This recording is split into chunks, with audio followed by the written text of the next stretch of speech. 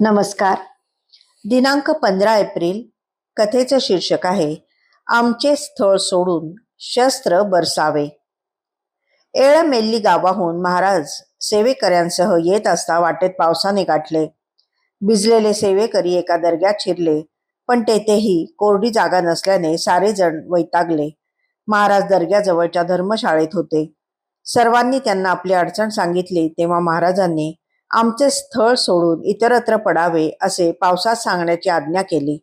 सेवेकऱ्यांनी आभाळाकडे पाहत महाराजांचा आदेश पावसास निवेदन केला.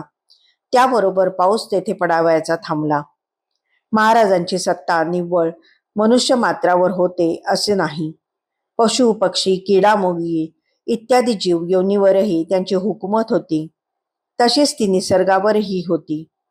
जयाची या किरणांचे निखरपणे, नक्षत्रांचे होत फुटाणे, तेजे खिरडीला वन्नी म्हणणे, समुद्री रिघो या शब्दात त्यांच्या तेजस्वीपणाचे व सामर्थ्याचे वर्णन होऊ शकेल. ज्यांच्या भये सूर्य चंद्र, मृत्यू अग्नी वायू सुरेंद्र, नित्य देव दानव मानव नरेंद्र, आज्ञानुसारे वर्तती असा त्यांचा सार्वभौम अधिकार आहे.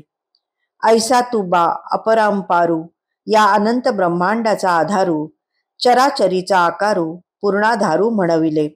या प्रकारे ब्रह्मांडाला व्यापून उरणारे विराट विशाल स्वरूप त्यांचे आहे. मग त्यांची आज्ञा इंद्र वरुण मानणार नाहीत असे कसे होईल?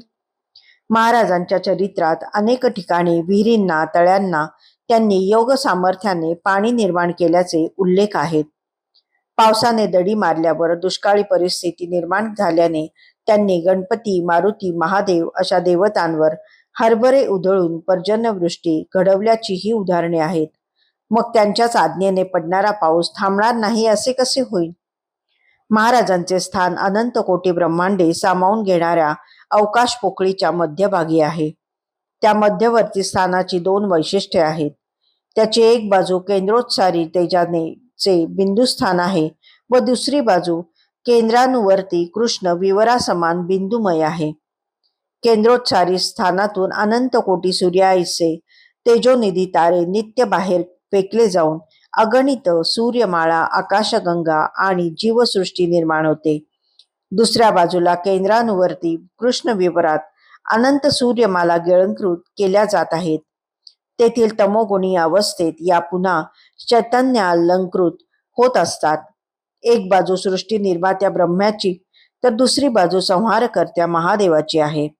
त्यांच्या या प्रचंड रौद्र स्वरूपापुढे पाऊस थांबवण्याचा प्रकार म्हणजेच समुद्रात खसखशीचा दाणा पडावा अशी नगण्य आहे, क्षुद्र आहे.